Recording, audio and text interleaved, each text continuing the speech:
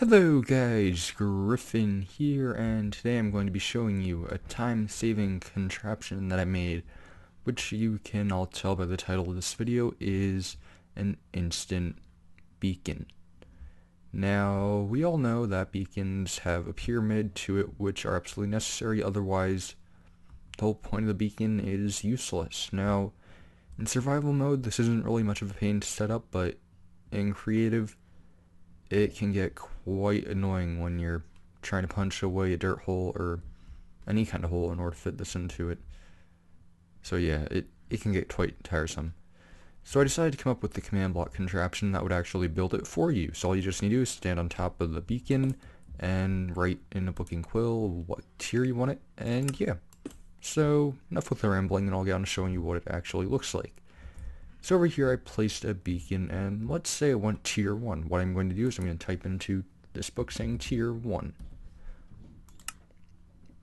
As you can see below me, these iron blocks are now placed. Now let's say I want tier 2. What I'm going to do is I'm going to stand on this and then type in tier 2. And as you can see, it was placed in. Now you can do this all the way up to tier 3, or no, not tier 3, tier 4, since that's maximum tier for beacons.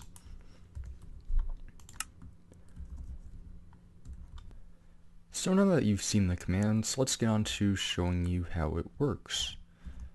So as you can see over here, there is a layout of a hopper clock and this right here. Now the hopper clock has furnaces on it, mainly because in massive amounts, hoppers have their lag reduced when furnaces are above them. So you don't need furnaces, but if you want to save on the lag in the long term, go ahead and place them there.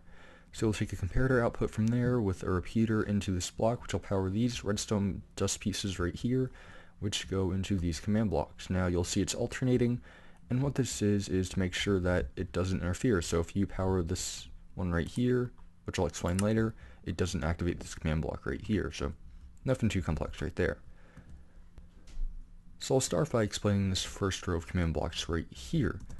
So in this command block you can see the code clear at player writable book 00 pages equals tier 1. So in other words, what this command block is trying to do is it's trying to clear a writable book from the nearest player with the words tier 1 in it. Now the 00 right here nullify the fact that it's clearing it, so the inventory is still holding the book that's being searched for. So when I type tier 1, it'll give a comparator output to this right here. So let me just change that to tier 1. And you can see this is now true. And it goes into this command block right here. Now this is pretty lengthy, but it's not that hard to understand. What this is an execute detect command at the nearest player.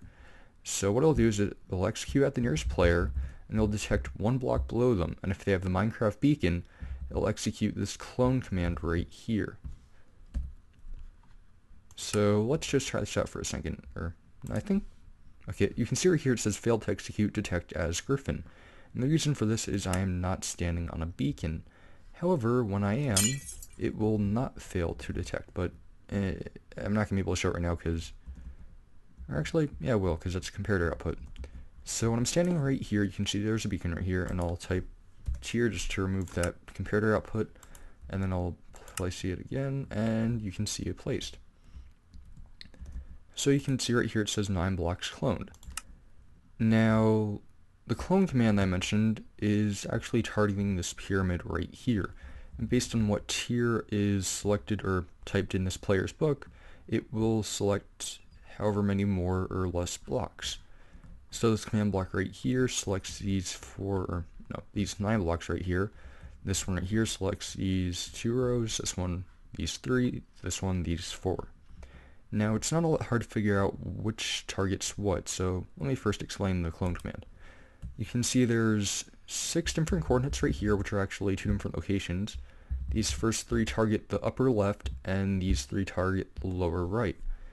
So in this case, it'll target the coordinate for this block and this block. Now let's say you want this for tier 2. What you would do is you'd actually target this block right here, and you'd target this block right here, and you repeat the same pattern all throughout all 4 blocks. So now you see these squiggly lines, and what these actually do is they refer to where the player is standing, since this is an execute command at the player. And what it'll do is it'll actually give a masked clone, which essentially places only the blocks found here, and all error blocks are ignored, so that way it doesn't overwrite the structure which you're placing the beacon. So that's pretty much it for the command block. Now, pretty much the last thing to explain is how to easily get the coordinates of these blocks. This can be quite a pain looking up the coordinates by standing in their location, but you don't need to do that. What you can actually do is you can use the set block command to help you out. So let's use this first tier as an example. I'll type set, and then hit tab, tab, tab, tab. What it's just done is it's taken the coordinate location of the block your cursor is currently pointing at.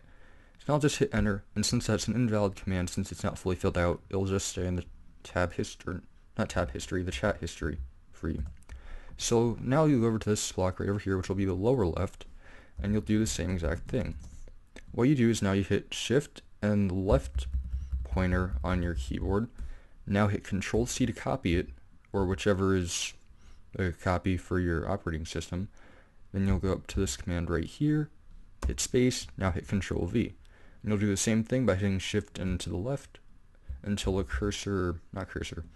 the highlighted text is completely filled with the.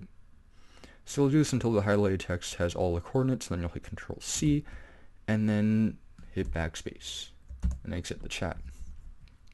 So you'll then go over to this command block right here, and go to the left of the curly brackets, and place this right here, and delete, then Control Paste, which is Control V.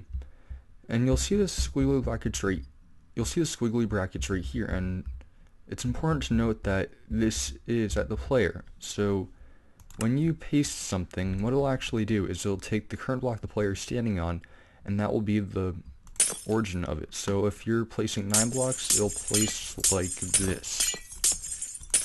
So instead you want to offset that so that the middle of this right here is being summoned where the player is actually at.